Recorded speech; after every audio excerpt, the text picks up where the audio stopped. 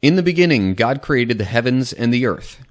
But the Lord God warned him, "You may freely eat the fruit of every tree in the garden, except the tree of the knowledge of good and evil. If you eat its fruit, you are sure to die." The woman was convinced. She saw that the tree was beautiful and its fruit looked delicious, and she wanted the wisdom it would give her. So she took some of the fruit and ate it. Then she gave some to her husband who was with her, and he ate it too. You will be accepted if you do what is right. But if you refuse to do what is right, then watch out. Sin is crouching at the door, eager to control you, but you must subdue it and be its master. This is the written account of the descendants of Adam.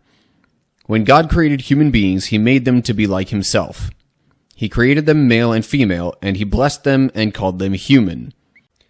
The Lord observed the extent of human wickedness on the earth, and he saw that everything they thought or imagined was consistently and totally evil.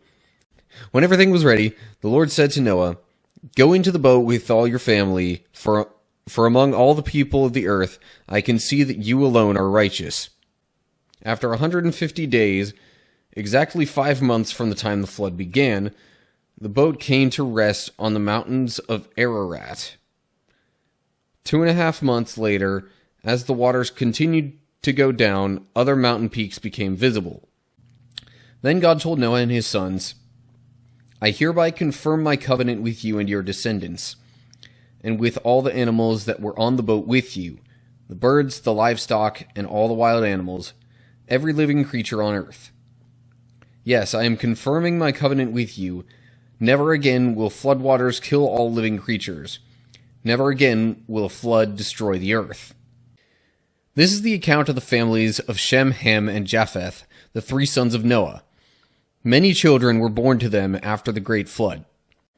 One day Terah took his son Abram, his daughter-in-law Sarai, his son Abram's wife, and his grandson Lot, his son Haran's child, and moved away from Ur of the Chaldeans. He was headed for the land of Canaan, but they stopped at Haran and settled there. The Lord had said to Abram, "Leave your native country, your relatives, and your father's family, and go to the land that I will show you." After Lot had gone, the Lord said to Abram, "Look as far as you can see in every direction, north and south, east and west. I am giving all this land, as far as you can see, to you and your descendants as a permanent possession." When Abram heard that his nephew Lot had been captured, he mobilized the 318 trained men who had been born into his household. Then he pursued Chedorlaomer's army until he caught up with them at Dan. There he divided his men and attacked during the night. Chedorlaomer's army fled, but Abram chased them as far as Hobah, north of Damascus. Abram recovered all the goods that had been taken, and he brought back his nephew Lot with his possessions and all the women and other captives. So the Lord made a covenant with Abram that day and said, "I have given this land to your descendants, all the way from the border of Egypt to the great Euphrates River." So Sarai, Abram's wife, took Hagar the Egyptian servant and gave her to Abram as a wife. So Hagar gave Abram a son, and Abram named him Ishmael. But God replied, "No, Sarah your wife will give birth to a son for you. You will name him Isaac, and I will confirm my covenant with him and his descendants as an everlasting covenant." So the Lord told Abraham, "I have heard a great outcry from Sodom and Gomorrah, because their sin is so flagrant." Then the Lord rained down fire and burning sulfur from the sky on Sodom and Gomorrah. But God had listened to Abraham's request and kept Lot safe, removing him from the disaster that engulfed the cities on the plain. Abraham introduced his wife Sarah by saying, "She is my sister." So King Abimelech of Gerar sent for Sarah and had her brought to him at his palace. "Now return the woman to her husband, and he will pray for you, for he is a prophet. Then you will live. But if you don't return her to him, you can be sure that you and all your people will die." Abraham was 100 years old when Isaac was born. This is what the Lord says, "Because you have obeyed me and have not withheld even your son, your only son, I swear by my own name that I will certainly bless you. I will multiply your descendants beyond number, like the stars in the sky and the sand on the seashore. Your descendants will conquer the cities of their enemies. When Sarah was 127 years old, she died at Kiriath Arba, now called Hebron, in the land of Canaan. There Abraham mourned and wept for her. And Isaac brought Rebekah into his mother Sarah's tent, and she became his wife. He loved her deeply, and she was a special comfort to him after the death of his mother. Isaac pleaded with the Lord on behalf of his wife because she was unable to have children. The Lord answered Isaac's prayer, and Rebekah became pregnant with twins. And the Lord told her, "The sons in your womb will become two nations. From the very beginning, the two nations will be rivals. One nation will be stronger than the other, and your older son will serve your younger son." From there, Isaac moved to Beersheba, where the Lord appeared to him on the night of his arrival. I am the God of your father Abraham," he said. "Do not be afraid, for I am with you and will bless you. I will multiply your descendants, and they will become a great nation. I will do this because of my promise to Abraham, my servant." Isaac said to Esau, "I have made Jacob your master, and have declared that all his brothers will be his servants. I have guaranteed him an abundance of grain and wine. What is left for me to give you, my son?" So Isaac sent Jacob away, and he went to Paddan Aram to stay with his uncle Laban, his mother's brother, the son of Bethuel the Aramean. As soon as Laban heard that his nephew Jacob had arrived, he ran out to meet him. He embraced and kissed him and brought him home. Since Jacob was in love with Rachel, he told her father, "I'll work for you for 7 years if you'll give me Rachel, your younger daughter, as my wife." As a result, Jacob became very wealthy with large flocks of sheep and goats, female and male servants, and many camels and donkeys. "See this pile of stones," Laban continued, "and see this monument I have set between us. They stand between us as witnesses of our vows. I will never pass this pile of stones to harm you, and you must never pass these stones or this monument to harm me." "Your name will no longer be Jacob," the man told him, "but from now on you will be called Israel, because you have fought with God and with men and have won." Then Jacob went on ahead. As he approached his brother, he bowed to the ground 7 times before him. Then Esau ran to meet him and embraced him, threw his arms around his neck, and kissed him, and they both wept. Later, having traveled all the way to Paddan Aram, Jacob arrived safely at the town of Shechem, in the land of Canaan. There he set up camp outside the town. Meanwhile, the rest of Jacob's sons arrived. Finding the men slaughtered, they plundered the town because their sister had been defiled there. Afterward, Jacob said to Simeon and Levi, "You have ruined me. You've made me stink among all the people of this land, among all the Canaanites and Perizzites. We are so few that they will join forces and crush us. I will be ruined, and my entire household will be wiped out." So Jacob returned to his father Isaac in Mamre, which is near Kiriath Arba, now called Hebron, where Abraham and Isaac had both lived as foreigners. Esau took his wives, his children, and his entire household, along with his livestock and cattle, all the wealth he had acquired in the land of Canaan, and moved away from his brother Jacob. Jacob loved Joseph more than any of his other children, because Joseph had been born to him in his old age. So when the Ishmaelites, who were Midianite traders, came by, Joseph's brothers pulled him out of the cistern and sold him to them for 20 pieces of silver, and the traders took him to Egypt. About 3 months later, Judah was told, "Tamar, your daughter-in-law, has acted like a prostitute, and now because of this she's pregnant." "Bring her out and let her be burned," Judah demanded. But as they were taking her out to kill her, she sent this message to her father-in-law: "The man who owns these things made me pregnant. Look closely. Whose seal and cord and walking stick are these?" Judah recognized them immediately and said, "She is more righteous than I am, because I didn't arrange for her to marry my son Shelah." And Judah never slept with Tamar again. But the Lord was with Joseph in the prison and showed him his faithful love. And the Lord made Joseph a favorite with the prison warden. Before long, the warden put Joseph in charge of all the other prisoners and over everything that happened in the prison. Pharaoh's birthday came 3 days later, and he prepared a banquet for all his officials and staff. He summoned his chief cupbearer and chief baker to join the other officials. Pharaoh's chief cupbearer, however, forgot all about Joseph, never giving him another thought. Pharaoh said to Joseph, "I hereby put you in charge of the entire land of Egypt." Then the 7 years of famine began, just as Joseph had predicted. The famine also struck all the surrounding countries, but throughout Egypt there was plenty of food. So Joseph's 10 older brothers went down to Egypt to buy grain. But Joseph insisted, "As I said, you are spies. This is how I will test your story. I swear by the life of Pharaoh that you will never leave Egypt unless your youngest brother comes here." So the men packed Jacob's gifts and double the money and headed off with Benjamin. They finally arrived in Egypt and presented themselves to Joseph.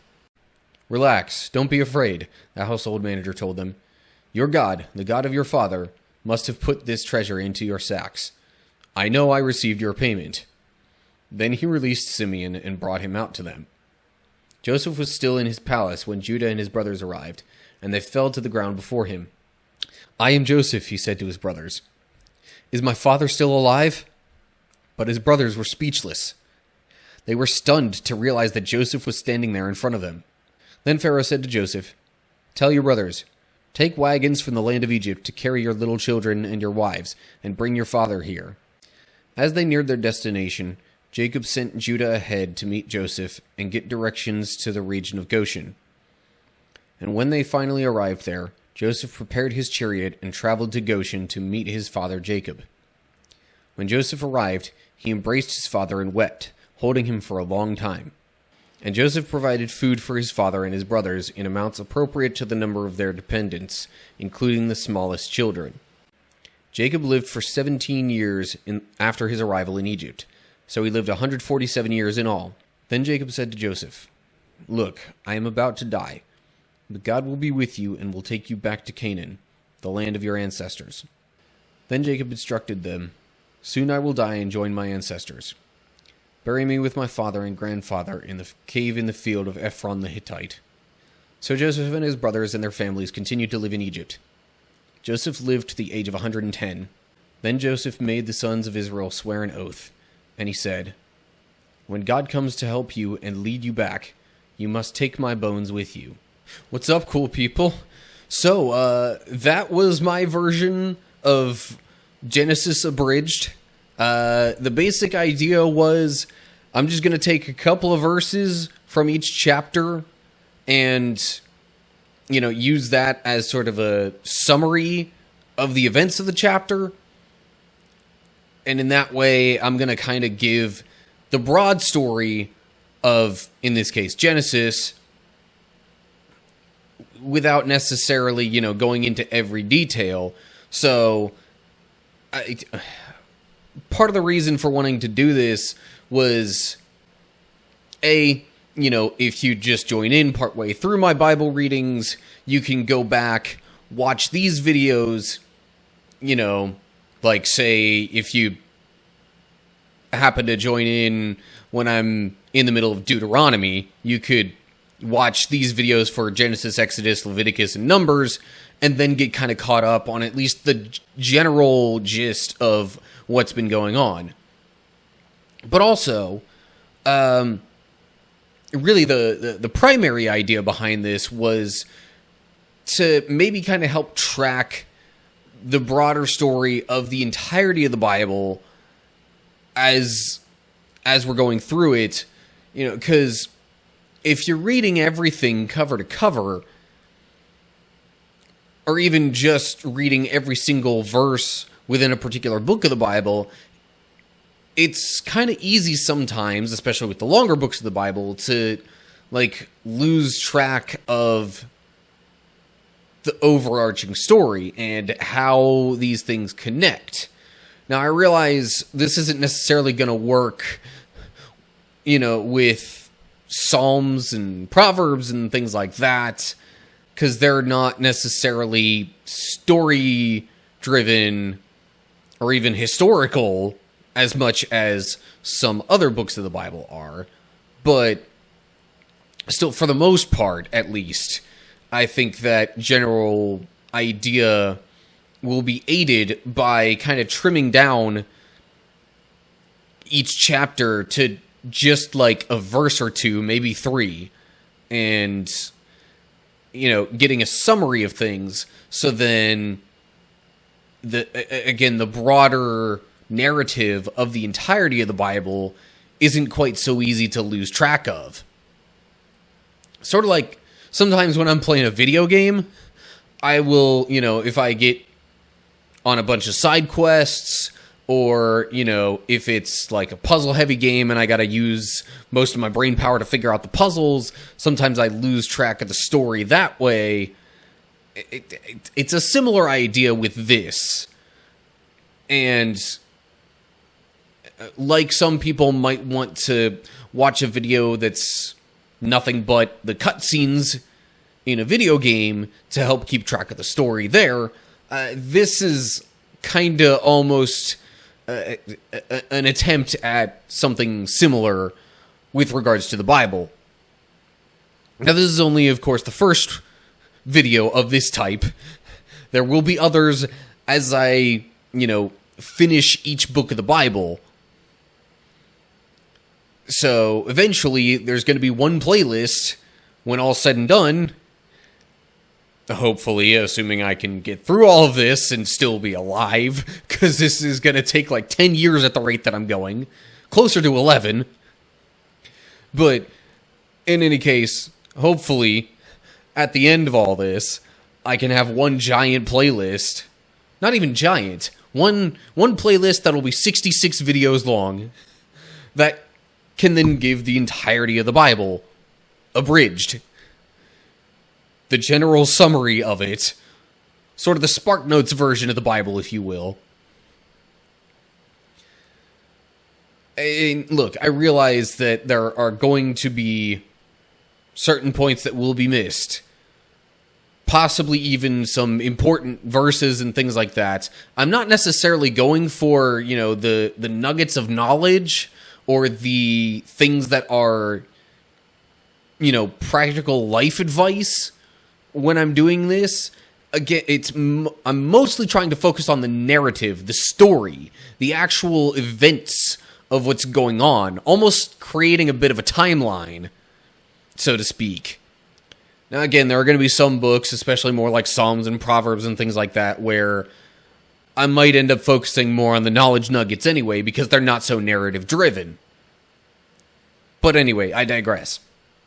So, anyway, I just wanted to kind of give an explanation of what the video was after the fact, assuming you haven't, completely lost interest by just diving right into it at the start of the video, or by my explanation thus far. Anyway, so yeah, I wanted to kind of explain what was going on a bit, so hopefully nobody's completely lost on what I was attempting with this. But yeah, that's all I really have to say in regards to this video. If you enjoyed it, especially if you think it's a good idea, give it a like, share it with other people so they can see it, and, get the same benefit out of it, potentially. I would appreciate, comments, feedback, whatever, down in the comments section. Just thoughts on, maybe this verse would have been a little bit better to include than that one, or, ideas for maybe a slightly different approach to this. I still think this is how I'm going to try to do it, instead of just going off my own train of thought of like, okay, here's the major bullet points of what happens in the whole Bible. This way, I can be, actually using the Bible verses themselves, word for word. Anyway, aside from that, just look down in the description for info on social media pages and all that good stuff. Definitely subscribe to this channel if you want to, keep up as I go along, reading through the Bible and, any other abridged books of the Bible. You can keep up with that way. And if you really want to be extra sure you don't miss anything, click that bell to get the notifications whenever I post new videos. So anyway, of course, the other option is, if you want to actually interact as I'm, making the videos and doing stuff like that, as of the moment at least, I am doing live streams pretty much every week. I'm trying to do at least once a week with those, basically turning what would be my, day of massive recording session and just making that a live stream. So even in between different video recordings, you can ask questions that might not be so directly related to, the Bible verses or, whatever I'm talking about and doing in these specific videos that I publish here on YouTube. It can be, more interactive and just kind of spur of the moment. But it might also give me some things as I'm recording videos to engage with and discuss and, actually bring some more insight into, my little Bible study read-through thing that I'm doing. Anyway, okay. That's all I have for you. Hope you're all doing well. Hopefully I'll see you for the next video. But until then, stay cool, people.